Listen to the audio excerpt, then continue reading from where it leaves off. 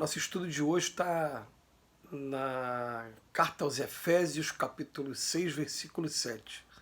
Servindo de boa vontade ao Senhor. Palavras de Paulo, Emmanuel comenta na lição 62 do livro Ceifa de Luz. Por amor a Deus.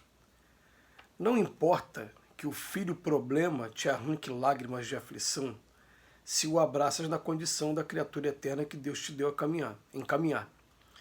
Não existe sofrimento na abnegação em favor de pais incompreensivos, se a eles te consagras na certeza de que os encontraste por benfeitores, a que Deus te guiou, a fim de que os entendas e auxilies no reajustamento necessário. Não há dor no sacrifício por alguém no lar ou no grupo social se temos nesse alguém a presença de uma criatura difícil que Deus colocou em nosso caminho para que lhe sirvamos de apoio. Não existem lágrimas nos encargos de auxílio ao próximo, basta às vezes ensadas de aversões gratuitas, se as acolhemos por serviço que Deus nos entrega, no qual se nos apagam os impulsos da personalidade, a fim de que nos transformemos em auxílio aos semelhantes. Aceita a responsabilidade em tuas mãos, ou as provas que o tempo te trouxe por trabalho, que Deus te confia, trabalhando e servindo, compreendendo e auxiliando aos outros, por amor a Deus, e mais depressa te desfarás de quaisquer sombras do passado, liquidando débitos e culpas, em serviço de amor a Deus, porque o amor a Deus se te fará luz no coração, fazendo-te viver ao sol do porvir. Gente, vocês percebem que no estudo de hoje, Emmanuel resolveu pegar situações que a gente considera muito difíceis aqui na nossa vida, todas elas no campo moral, para dizer que, na verdade, essas situações a gente deveria encarar como a gente chega no trabalho profissional e o nosso superior hierárquico, o chefe da empresa, o dono da empresa, ele, por confiar em você, ele te dá um problema grave também, um problema mais complicado para você resolver. E é interessante como ele trabalha questões que são aquelas que pegam a gente. Então, a primeira coisa que ele fala, filho que dá trabalho. Olha bem, depois ele fala, pais que também têm uma dificuldade muito grande de relacionamentos com a gente. Então, mexeu com a família do lado ascendente e do lado descendente. Depois ele fala, alguém no lar ou no grupo social. Então agora ele foi para os parentes ou aos amigos, às pessoas que se relacionam com a gente. E por fim, ele vai também às pessoas que têm aversões gratuitas a cada um de nós. Quer dizer, ele está colocando situações que nos incomodam e que a grande maioria das vezes a nossa postura mais normal é o quê? É se afastar, é desprezar. E ele vem falando assim, quando isso acontecer com a gente, não importa que o filho problema te arranque lágrimas de aflição, desde que eu tenha a minha consciência tranquila de que eu estou abraçando na condição de criatura eterna que Deus me deu a encaminhar.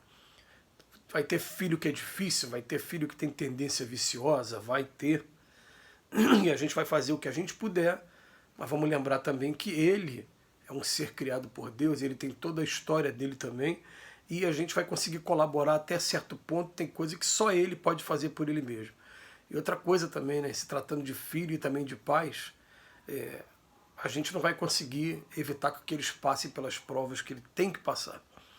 A gente tem que estar pronto para estar do lado deles, apoiando, dando o suporte dentro da medida do necessário. Mas ele vem falar também que não existe sofrimento quando a gente tem abnegação em favor de pais incompreensivos.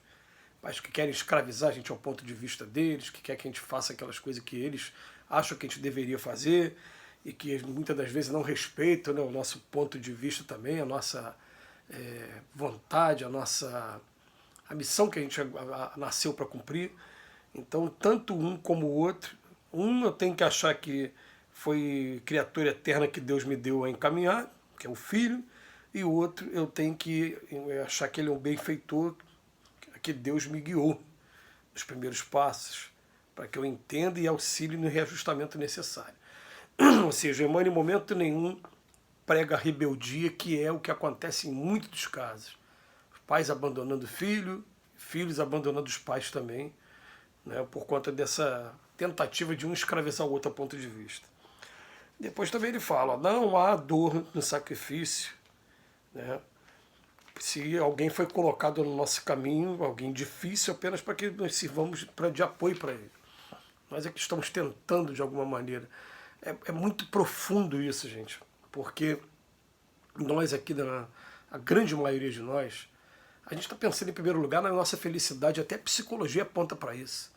Fala, se a pessoa é difícil, abandona. A gente nunca ainda, na etapa evolutiva que a gente se encontra, a gente vai conseguir enxergar aquela pessoa, aquele relacionamento como um relacionamento que Deus está me dando a oportunidade de corrigir. Não, eu vou falar, tem que ser do meu jeito, não é dessa... Então, peraí, separa, não tem mais amizade, mantém distância.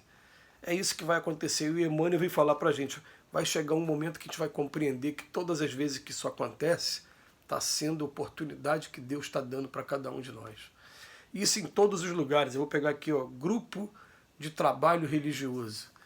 Pessoas que têm ali 1000 problemas, e dentro desses problemas a gente vai colocar, principalmente na casa espírita, os casos de obsessão. Não é que na casa espírita tenha mais obsessão do que em outros círculos religiosos, mas é porque na casa espírita se dá mais atenção ao tema obsessão, então esse tema vai ser mais abordado quando esses casos acontecerem.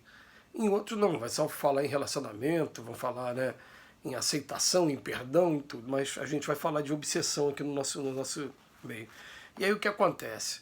Tá falando assim, ó, às vezes a gente pega homens complicados, mas o desafio é a gente transformar esses homens em pessoas de bem. A gente conviver com essas pessoas, né, de alguma maneira e servir de exemplo para eles.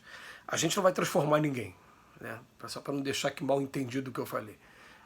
A pessoa que toma a iniciativa de observar os nossos exemplos e procurar se transformar. Vocês querem ter uma noção disso, gente, como é que isso é tão importante? Quando a gente vai estudar os discípulos do Cristo, a grande maioria das pessoas não sabe dizer o nome dos 12 discípulos. Por quê? Porque, na verdade, quem teve contato com Cristo e estão mais presente na história, em primeiro lugar, Pedro, Tiago e João. Aí, além desses três, vamos pegar o Mateus, porque o Mateus escreveu o Evangelho, foi evangelista, e vamos lembrar que Pedro é Simão Pedro, tem um outro Simão, ok, esse ninguém conhece. Bartolomeu e André, esse ninguém conhece, já falei de 7. Aí tem o Judas Tadeu e Judas Iscariote. O Judas Tadeu ninguém também tem muita...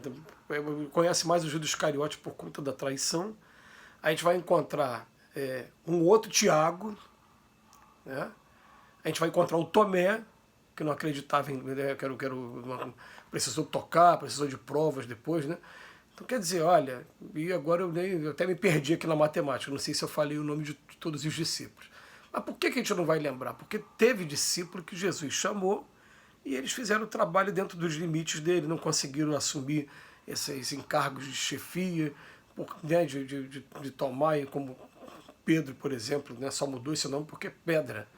Ele foi o que começou todo o movimento cristão na Casa do Caminho, né, que está lá descrito no Atos dos Apóstolos. Ele junto com Tiago. São duas figuras importantíssimas da história do cristianismo, além de Paulo, que apareceu depois, né? Mas a gente vai ver o seguinte, são muitos os chamados e poucos os escolhidos. A porta da perdição é larga.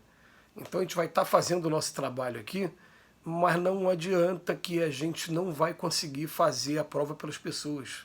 Então a gente tem que pensar no seguinte, ó, ele é difícil, mas Deus colocou no meu caminho para eu tentar ajudar de alguma maneira, eu vou fazer da melhor maneira possível. Filhos, pais, maridos e esposa, que vão estar no terceiro parágrafo aqui, né? Quando ele fala ou alguém do nosso grupo social, alguém no lar ou alguém no nosso grupo social. E depois ele fala também as aversões gratuitas que a gente acolhe, né? Enfim, todos esses são grandes desafios para a gente.